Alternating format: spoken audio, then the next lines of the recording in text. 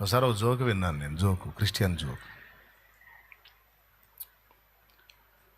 ఒక కూటానికి కొంతమంది హాజరయ్యారంట. ఆ హాజరైన వాళ్ళు హల్లెలూయా అంటే ఒప్పుకోరు. కొన్ని సంఘాలు ఉన్నాయి హల్లెలూయా అంటే మా చిరాకు వాళ్ళకి. కొన్ని సంఘాలు ఉన్నాయి హల్లెలూయా అంటే కోపడతారు, చూస్తారు. అలాంటి వాళ్ళు కూటం పెట్టుకున్నారు. వాళ్ళ కర్మగాలి ఈ పెంతుకోస్తు సంఘం ఒక ఆమె, అంటే పరిశుద్ధాత్మని నమ్మామా, హల్లెలూయా స్తోత్రాలు చెప్పామా, ఒక ఆమె ఏదో కూటం యేసుప్రభు కూటం కూర్చుంది, బాగా నడి జనాల్లో కూర్చుంది. ఆ వాక్యం చెప్పాయన దేవుణ్ణి గణపరిచి మాట్లాడినప్పుడు అలా హల్లెలూయా అంటుందంట. ఆమె హల్లెలూయా అనగానే చూశారు అందరూ. ఎవరు ఏమో మనం కూర్చో, అది చెప్పకూడదా అన్నారు. చెప్పకూడదా? దేవుడు కార్యం చేశాడు, ఆయన గణపరచుకుంటున్నా, ప్రభువుని స్తుతించండి అంటున్నాను, ప్రభువుకి స్తోత్రం అంటున్నాను, తప్పేముంది అందంట. చెప్పకూడదులే, కూర్చో, మా సంఘంలో చెప్పలే, కూర్చో, నీ శబ్దం కూర్చో. ఆమెకు ఆశ్చర్యం, ఇదేం సంఘం అమ్మ అన్నట్టు కూర్చున్నాము. మళ్ళీ 4 ముక్కలు చెప్పాడు ఆయన. ఈమెకు ఉల్లాసం వచ్చింది, దేవుణ్ణి మహిమపరచాలి. మళ్ళీ హల్లెలూయా అందంట. మళ్ళీ చూశారు. ఈసారి పైన ఆయన కూడా చూశాడు, ఎవరా మనిషి అన్నట్టు. టాక్మని చెయ్యి తేడాపడ్డవరా మళ్ళీ అని.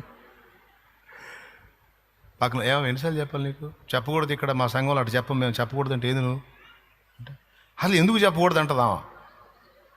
ఎందుకు చెప్పకూడదు? హల్లెలూయా దేవుణ్ణి స్తుతించడం మానిపిస్తారు ఏంది మీరు? చెప్పకూడదు ఇక్కడ మా సంఘంలో, అంతే, ధర్మోసుకొని కూర్చో, ఇంకోసారి చెప్తే మర్యాదగా ఉండదా? సరే ఎందుకు వచ్చిన గొడవలే, ఇక కూటం అయిపోయిన దాకా ఇక అని ఇట్లా కూర్చున్నాం. మళ్ళీ దేవుడికి మహిమకు వచ్చే కార్యం ఏదో చెప్పాడు ఆయన. ఇక ఈ 2 చేతులు పెట్టినా ఆగల, వేసింది గట్టిగా కేక. వేసేసరికి పైన ఆయన చూశాడు, పక్కన వాళ్ళకి చెప్పాడు, ఈసారి ఆ మనిషి హల్లెలూయా అంటే తీసుకెళ్ళి ఆమె లేచి వస్తే వచ్చినట్టు, నేను రానంటే 4 ఎత్తుకొని తీసుకెళ్ళి బయటపడేయండి అని చెప్పాడు. మళ్ళీ చెప్పిందిగా, మళ్ళీ పక్కన వాళ్ళు ఏమో మనకి బుద్ధి లేదు, ఎన్నిసార్లు చెప్పాలా, ఎట్లా అనకూడదు అంటే ఎందుకు అనకూడదు అంటది. చిన్నగా వాదన స్టార్ట్ అయింది అక్కడ. తప్పే ఉందమ్మా, హల్లెలూయా అంటే ప్రభువుని స్తుతించండి, ప్రభువుకి స్తోత్రం అని కదా, ఏమైంది? బైబిల్లో కూడా ఉంది కదా. ఉంటే ఉంది, అనకూడదు, మేమన్నా మా సంఘం అందం అంతే. ఈసారి నీకు మామూలు కూడా తీసుకెళ్ళి బయటెత్తారు, నేను వేస్తే వేసారు, నేను లెక్క చేయను. అయినా ఎందుకు గొడవ, ఎందుకు వచ్చింది సరే ఇంకా మళ్ళీ గట్టిగా మళ్ళీ కాసేపటికి మళ్ళీ దేవునికి మహిమ వచ్చే కార్యం చెప్పాడు. మళ్ళీ ఇక ఆగల, స్తోత్రం చెప్పింది. ఇక రానే వచ్చారు 4 పట్టుకున్నారు పెద్దావిడిని, ముసలావిని. పద అన్నారు. ఏడికాయా, ఎందుకాయా అంటానేమో. లే, ఎన్నిసార్లు చెప్పాలి నీకు హల్లెలూయా హల్లెలూయా అని ప్రాణాలు తీస్తున్నాడు, అంత వాతావరణం అంతా పాడు చేస్తున్నావు, లే అని అంతను పట్టుకొని లేపారు. నేనాను దేవుడి సన్నిధిలో నేను ఎందుకు వస్తాను అంటుంది. రాకపోతే తీసుకెళ్తాం బయటకు, తీసుకెళ్ళండి నేను రాను. ఎత్తుకున్నారు ఇక 4 ముసలామని. పోత అంటుంది.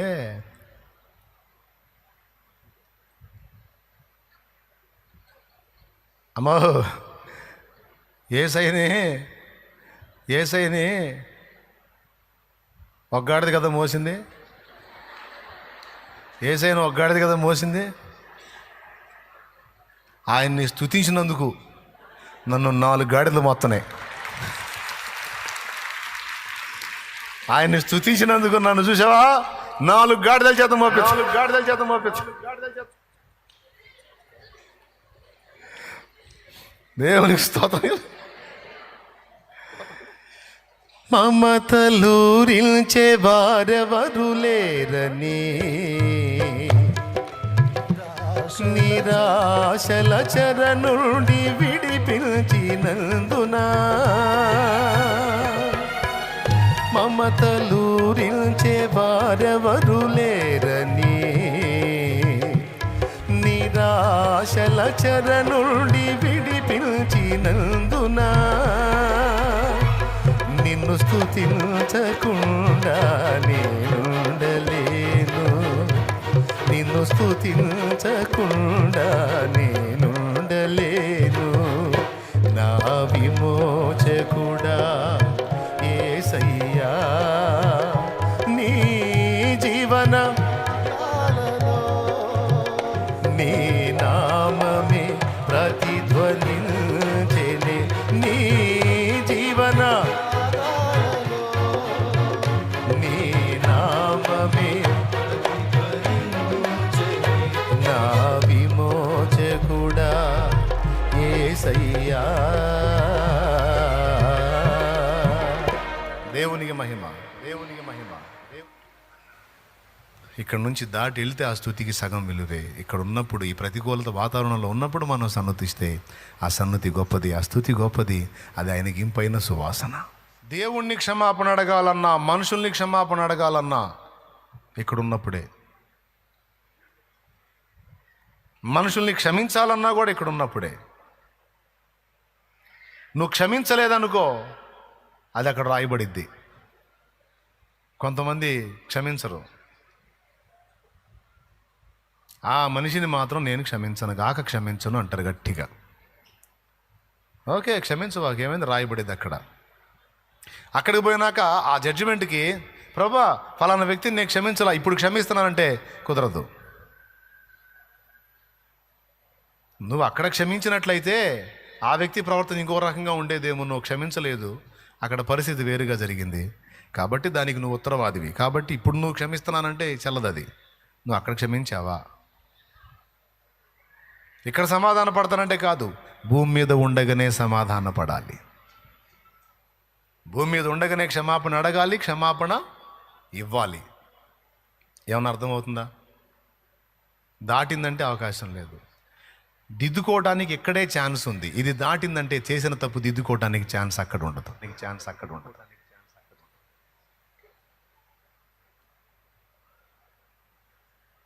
కాబట్టి మీరు ఈ విషయాలు కొంచెం తీవ్రంగా తీసుకోండి, కొంచెం ఆలోచన చేయండి, జాగ్రత్త పడండి.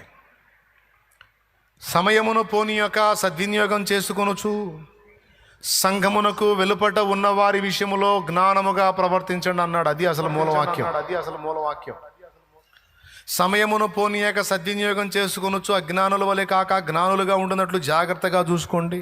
ఇందు నిమిత్తం మీరు అవివేకులు కాక ప్రభు యొక్క చిత్తం ఏమిటో గ్రహించుకోండి అన్నాడు.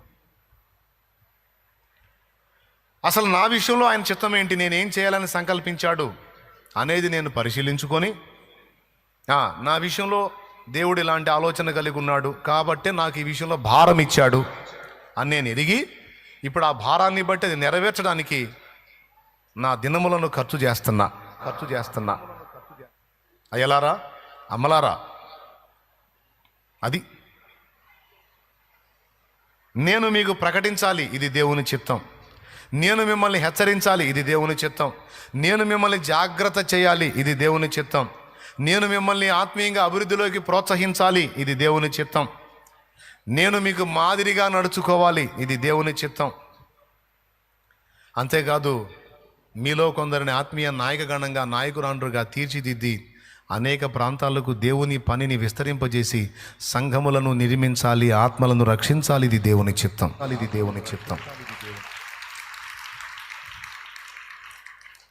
దాన్ని ఎరిగి దాన్ని నెరవేర్చడంలో నా టైం వెచ్చిస్తున్నా. దేవుడు మనల్ని ఒకటి అనుకుంటే మనం ఇంకో దానికి టైం వేస్ట్ చేశామనుకో, దుర్వినియోగం అయిపోయింది టైం. అర్థమైందా? కాలం సద్వినియోగం కావాలంటే ప్రభు చిత్తం ఏదో తెలుసుకొని దాన్ని నెరవేర్చాలి.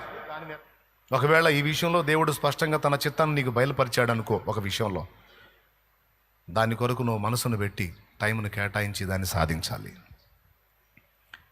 సేవకుడిగా నేను పిలిచా, నువ్వు సేవ చేయాలి, అనేక ప్రాంతాల్లో పరిచర్య వ్యాపింపజేయాలి, సంఘాలు కట్టాలి, అనేక ఆత్మలు దర్శించాలి, అనేజన్ని రక్షించాలి. నువ్వు ఆ పని మీద దృష్టి కలిగి ఉండాలి. అలాగే నీకేమి ఇచ్చాడో, నీకేమేమి అవకాశాలు ఇచ్చాడో, ఇక్కడ టైం అయిపోయిందంటే ఇక నువ్వు ఎంత మొత్తుకున్నా రాదు. కాబట్టి వరుసగా ఒక 5 సంగతులు ఏమి చెప్పినట్టున్నా. ఒక 5 సంగతులు 6 సంగతులు చెప్పినట్టున్నా, చాలు మీ శక్తికి అంతవరకు. ఇంకా చాలా ఉన్నాయి. అన్నిటికీ లేఖనాధారాలు కూడా ఉన్నాయి. పగలు 12 గంటలు ఉన్నవి, మనం పని చేయాలి. రాత్రి వస్తుంది, అప్పుడు ఎవడూ చేయడన్నాడు. సో రాత్రి మనకు రాకమునిపే, రాత్రి అనగా తెలుసా, పని చెయ్యలేని పరిస్థితుల్లోనికి మనం వెళ్ళకముందే, పని చెయ్యలేని పరిస్థితికి మనం రాకముందే, మన శరీరంలో సత్వ ఉండగానే, ఓపిక ఉండగానే, పోయిన టైం ఏదో పోయింది, అయిపోయిన టైం ఏదో అయిపోయింది, కనీసం ఇక నుంచన్నా కళ్ళు తెరిచి జాగ్రత్త పడకపోతే ఇక ముందు టైం కూడా వేస్ట్ అయింది. ఈరోజు టైం వేస్ట్ వ్యవహారాలు చాలా ఉన్నాయి మనుషుల చేతుల్లో. ఆ వ్యవహారాల్లో మునిగి తేల్తారో పాస్టర్లు, విశ్వాసులు, సేవకులు, సేవకురాళ్ళు, లైవ్లో ఉన్నోళ్ళు, ఆ జూమ్లో కనపడుతున్నోళ్ళు. నీ ఇష్టం. నీకు ఇవ్వబడింది ఇది టైం కాబట్టి దేవుడు మౌనం. తన దాసుల ద్వారా అందిస్తాడు, లేఖనంలో నుంచి సమాచారం ఇస్తాడు, జాగ్రత్త పడు అంటాడు. నాకు ఇంట్రెస్ట్ లేదు ప్రభు అంటే ఆయనేం బలవంతం చేయడు. ఓకే, మౌనంగా ఉంటాడు. లేదు నాకు ఆసక్తి ఉంది, నేను కష్టపడతానంటే పుషప్ చేస్తాడు, నీకు సపోర్ట్ చేస్తాడు. ఇప్పుడు నేను ఒక్క సంఘమే చాలు ప్రభా నాకు అన్నాను అనుకో, ఓకే బేటా క్యారీ ఆన్ అంటాడు, అట్లనే కానీ అంటాడు. లేదు ప్రభా 10 సంఘాలు కట్టాలని ఉందంటే, ఓకే అలానా, ఓకే సపోర్ట్ చేస్తా. నేను 10 ఎకరాలు దున్నాలనుకుంటున్నాను ప్రభా అంటే, ఓకే నాన్న పద కష్టపడు, నేను సపోర్ట్ చేస్తా. నువ్వు ఐశ్వర్యవంతుడు కావాలి, నాకు అదే కావాలి. నువ్వు అక్కడ ఐశ్వర్యవంతుడు కావాలి నా కుమారుడా. నేను ఇంకా ఎక్కువ చేయాలనుకుంటున్నా ప్రభా నీకు, ఓకే కానీ ఇంతవరకే చాలనుకుంటున్నా ప్రభా, జస్ట్ ఒక విశ్వాసంలో ఉండిపోవాలనుకుంటున్నా, ఓకే. ఏమన్నా కొంచెం సువార్త చెప్పడానికి ట్రై చేస్తావా, నీ ఫ్రెండ్స్కి నీ స్నేహితులకి నా గురించి ఏమన్నా కొంచెం పరిచయం చేయడానికి ట్రై చేస్తావా, అది మనలో కాదులే ప్రభా, నేను ఇంతవరకు జస్ట్ నా వరకు, నేను నా ఫ్యామిలీ వరకు అంతవరకు, ఇంకా మిగిలిన వాళ్ళ సంగతి నాకు వద్దు. ఓకే. కొంతమంది అట్లా కాదు, అయ్యా నా ప్రజలు నశించిపోతున్నారు, నా బంధువులు, నా స్వజనులు, రక్త సంబంధీకులు, ఇంటివారు, నా సమాజం పాడైపోతుంది ప్రభా అని ఏడిస్తే, అవునా బాధగా ఉందా నీకు? సరే చెప్తావా వాళ్ళకి, నేను నీకు తోడై ఉంటాను, వాళ్ళ కోసం ప్రార్థన చేయి, ప్రకటించు, వాళ్ళకి ప్రేమ చూపించు, మాదిరిగా జీవించు, ఒకళ్ళని నేను రక్షణలో నడిపిస్తా. నాకు ఆసక్తి ఉంది కష్టపడతానంటే వెళ్ళయ్యా అంటాడు. ఇంతవరకు జాలి అన్నావు అనుకో, ఓకేనయ్యా అంటాడు, ఇబ్బంది ఏం లేదు, బలవంతం పెట్టడం. కానీ ఇక్కడ నుంచి టైం దాటి అవతలికి వెళ్ళిందంటే ఇంకా లేదు ఛాన్స్. దీన్ని తీవ్రంగా తీసుకోండి.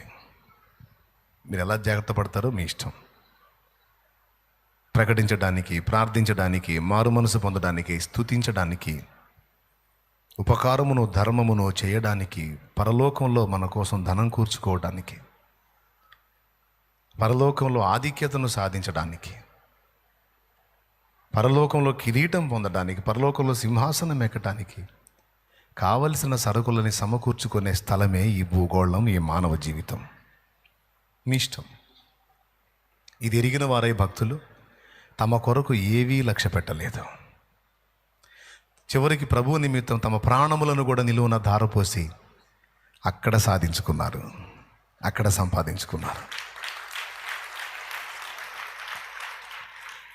ప్రభువు కోసం వాడబడి ధన్య చరితుడవై, ధన్య చరితురాలివై పరలోకమందు నీవు సమకూర్చుకోరావా, అయితే ప్రభువుని వాడుకొని భూమి మీద వరకు బతికేద్దాం అనుకుంటున్నావా? నీ ఇష్టం, నిర్ణయం నీదే. ఒకసారి పైకి లేచి నిలబడు, నేను ప్రార్థన చేస్తా, ముగిస్తా.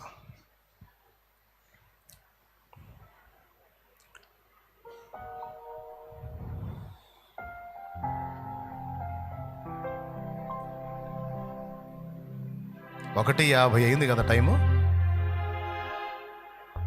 1:45, 1:45 పర్వాలా 2 దాకా పోనీకూడదని తీర్మానం చేసుకున్నాలే. పర్వాలా, గెలిపించాడు మహారాజు.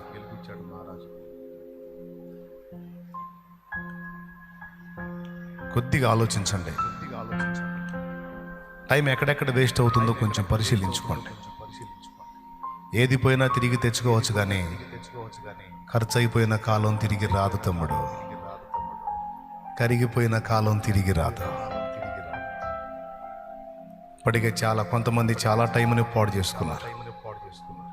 ఇప్పటికే కొంతమంది వేస్ట్గా చాలా టైం వ్యర్థపుచ్చుకున్నారు.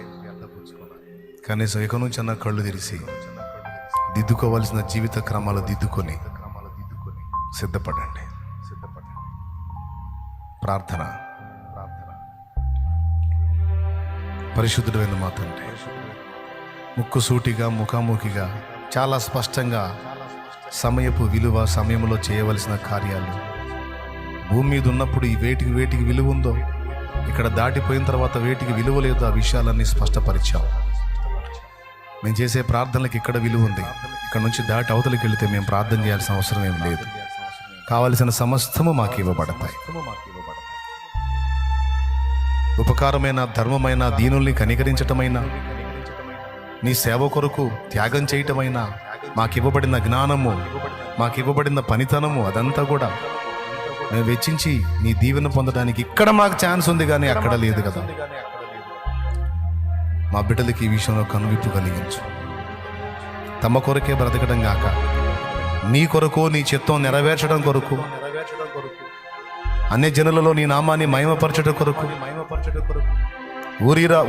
ఊరూరా నీ నామాన్ని ఊరేగించడం కొరకు, దీనులకు సహాయము చేయటం కొరకు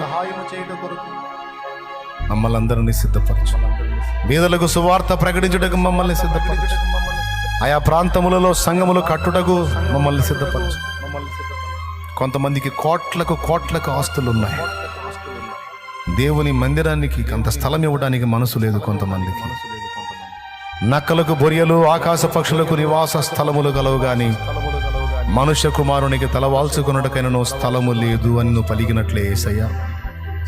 కొంతమంది తమకు ఎంతో ఉంది, విస్తారముగా ఉంది, కానీ నీకోసం కొంత స్థానమునివ్వడానికి మనస్సు లేని భక్తులు, విశ్వాసులు చాలా మంది ఉన్నారు. వాళ్ళలో చైతన్యం తీసుకుంటారు. ఇక్కడ టైం పోగొట్టుకుంటున్నారు. ఇక్కడ వారు చేయాల్సినవి పోగొట్టుకుంటున్నారు. ఇది దాటిపోతే ఇక్కడ మా కోసం దాచుకున్నది ఏది మాతో రాదు. ఇక్కడ ఉన్నదాన్ని త్యాగం చేస్తే అక్కడ మా కొరకు నువ్వు సిద్ధపరిచినది మేము పొందగలమన్న విషయాన్ని విశ్వసించిన వారై ఎవరికి వారు జాగ్రత్త పడి తమకు కలిగిన సమృద్ధి నుండి, జ్ఞానము నుండి, శక్తి నుండి, తమకున్న సమస్తము నుండి కూడా నీ కొరకు త్యాగం చేయటానికి, ఆత్మల కొరకు త్యాగం చేయటానికి ప్రయాసపడేటట్లు నీ బిడ్డల్ని, మమ్మల్ని అందరినీ సిద్ధపరచు. యేసు నామములో ప్రార్థించి వేడుచున్నాం తండ్రి. ఆఖరికి మాకు ఆరోగ్యమైన, ఐశ్వర్యమైన ఏదైనా సరే పొందగోరితే అది నీ నిమిత్తమే తండ్రి. నీ కోసమే వాడబడాలి. రోగం తగ్గి స్వస్థత వస్తే ఆ వచ్చిన నూతన జీవితం నీ కొరకే ఖర్చు కావాలి. వడ్రాళ్ళు సంతానవతులైతే పుట్టిన సంతానము నీ సేవకై సిద్ధపరచబడాలి. నీకే పెంచబడాలి, నీ కొరకే పెంచబడాలి. బీదలైన వీరు, అప్పుల బంధకాల్లో ఉన్న వీరు అప్పుల నుంచి విడుదల పొంది సమృద్ధి గలవారైతే ఆ సమృద్ధిలో నుండి నిన్ను సేవించడానికే వాడబడాలి. ఉద్యోగాలు లేని వీరు ఒకవేళ ఉద్యోగవంతులైతే అందులో ఉండి కూడా నీ సేవనే చేయాలి, నీ కొరకే వాడబడాలి. అలా ప్రతి ఘట్టంలో నీ బిడ్డల్ని అలా సిద్ధపరిచి ఎవరి టైం వాళ్ళు ఎరిగి సరిగ్గా సద్వినియోగం చేసుకోవడానికి సహాయం చేయమని. ఇచ్చిన అవకాశాలు పోగొట్టుకుంటే ఇవి బంగారు అవకాశాలు, సువర్ణ అవకాశాలు ఈ లోక జీవితంలో. నిద్రమత్తులై వ్యర్థమైన వాటిలో కాలక్షేపం చేసే వాళ్ళై, సోమరులై, నిష్ఫలులై ఉండకుండా మెళకువ గలవారై ఎవరికి వాళ్ళు జాగ్రత్త పడటానికి బిడ్డలకు కృప చూపమని యేసు నామములో వేడుచున్నాం తండ్రి. రోగులుగా ఉన్న బిడ్డలు తెచ్చుకున్న నూనె నీ శక్తితో నింపి వినియోగించి ప్రార్థించడం ద్వారా స్వస్థత చేకూర్చు.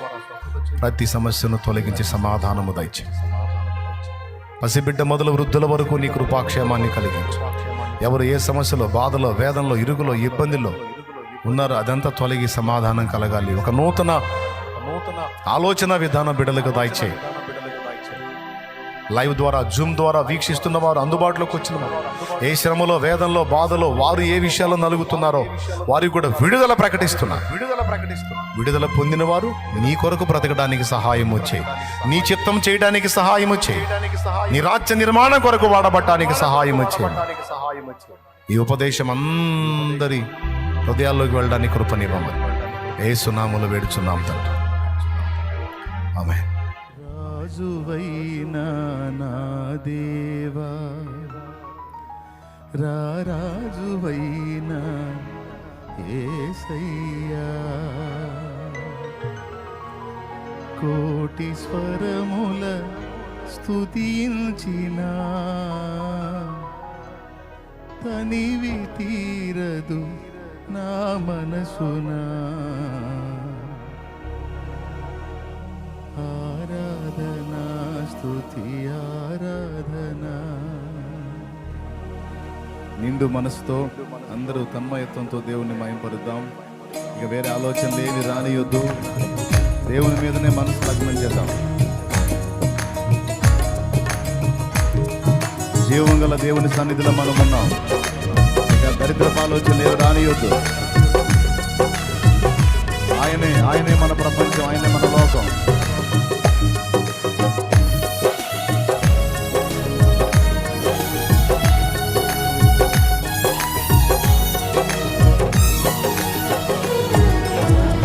రాజువైనా నా దేవా, రాజువైనా యేసయ్యా, రాజువైనా నా దేవా, రాజువైనా యేసయ్యా, కోటి స్వరముల స్తుతించిన, కోటి స్వరముల తనివి తీరదు నా మనసునా, తనివి తీరదు నా మనసునా. ఆరాధనా స్తుతి ఆరాధనా, ఆరాధనా స్తుతి ఆరాధనా. ఆహా, అద్భుతం. ఆరాధనా స్తుతి ఆరాధనా, ఆరాధనా స్తుతి ఆరాధనా, ఆరాధనా స్తుతి ఆరాధనా. రాజువైనా నా దేవా, రాజువైనా యేసయ్యా.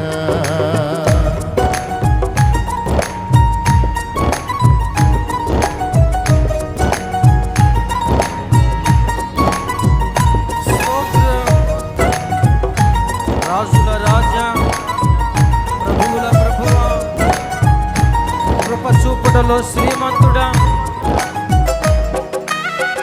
స్తోత్రం, హల్లెలూయా.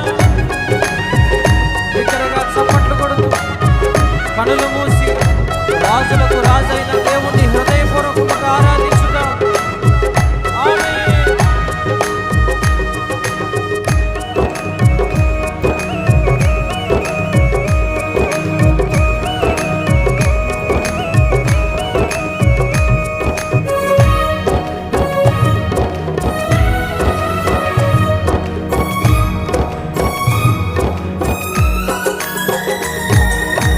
కృపచూపుటలో శ్రీమంతుడా, తరతరములకు ఆరాధ్యుడా,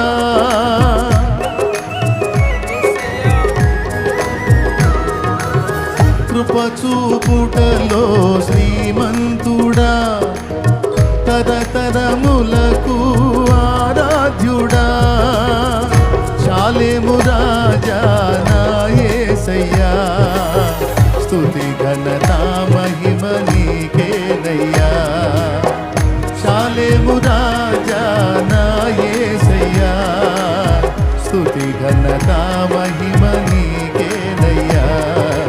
ఆరాధనా స్తుతి ఆరాధనా, ఆరాధనా స్తుతి ఆరాధనా, ఆరాధనా స్తుతి ఆరాధనా, ఆరాధనా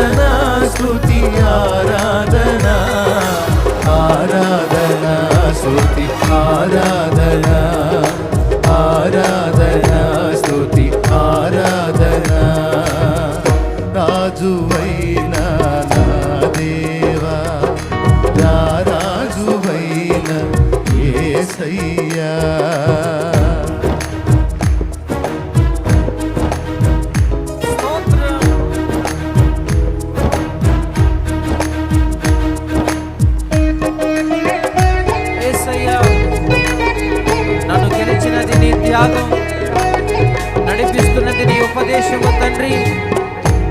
నీ సంకల్పాన్ని నెరవేర్చుటయే నా భారము.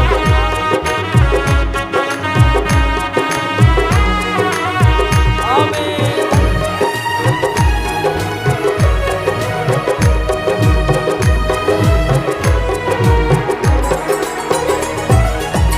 నన్ను గెలిచినది నీ త్యాగము, నడిపించినది ఉపదేశము.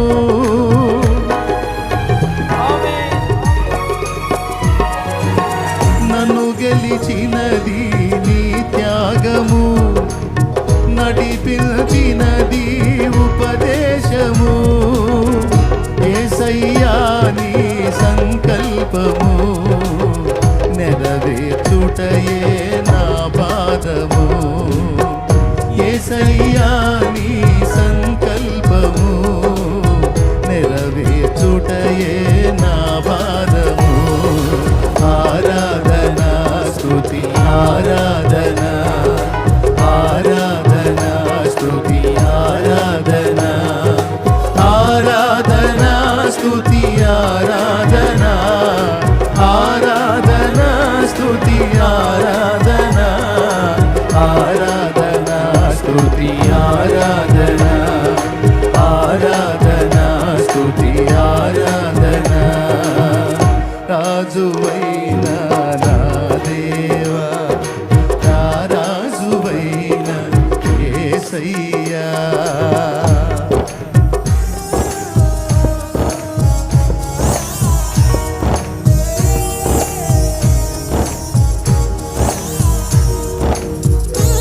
స్తోత్రం.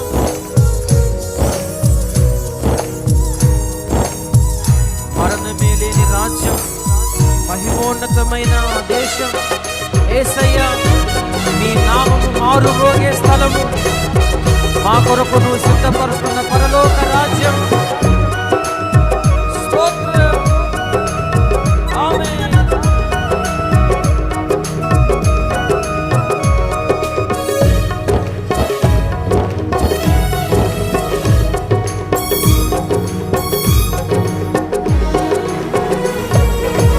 మరణమే లేనిది నీ రాజ్యము, మహిమోన్నతమైన ఆదేశము.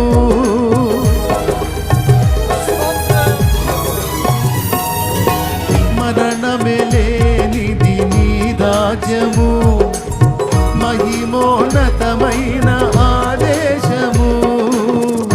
యేసయ్యా నీ ఘననామము మారుమోగుని ప్రతినిత్యము. యేసయ్యా నీ ఘననామము మారుమోగుని ప్రతినిత్యము. ఆరాధన స్తుతి ఆరాధన, ఆరాధన స్తుతి ఆరాధన, ఆరాధన స్తుతి ఆరాధన, ఆరాధన స్తుతి ఆరాధన, ఆరాధన స్తుతి ఆరాధన, ఆరాధన స్తుతి ఆరాధన. యేసు రక్తమే జయము, సిలువ రక్తమే జయము, యేసు రక్తమే జయము, సిలువ రక్తమే జయము, యేసు రక్తమే జయము, సిలువ రక్తమే జయము, యేసు రక్తమే జయము, సిలువ రక్తమే జయము, రక్తమే జయము, జయము, యేసు రక్తమే జయము, సిలువ రక్తమే జయము, యేసు రక్తమే జయము, సిలువ రక్తమే జయము, యేసు రక్తమే జయము, యేసయ్యా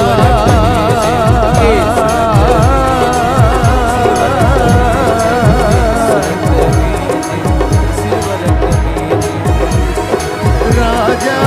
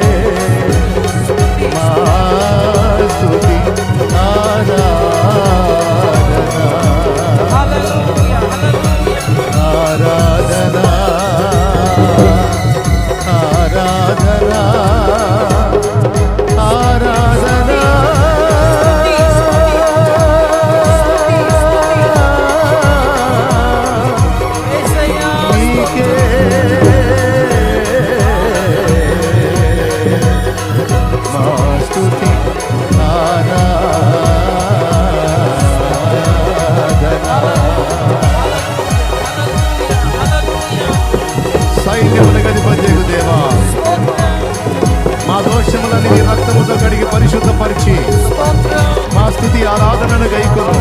హల్లెలూయా. నీవే మా పరిశుద్ధత, నీవే మా నీతి, నీవే మా బలము, నీ కృపయే మాకు ఆధారము. ఆమేన్. మాకు సమస్తము అయి ఉన్నవాడా, హల్లెలూయా. సైన్యములకు అధిపతి, నీకు స్తుతి స్తుతి స్తుతి స్తుతి స్తుతి. స్తుతి. నీకు స్తోత్రములు స్తోత్రములు స్తోత్రములు స్తోత్రములు స్తోత్రములు స్తోత్రములు. స్తోత్రం.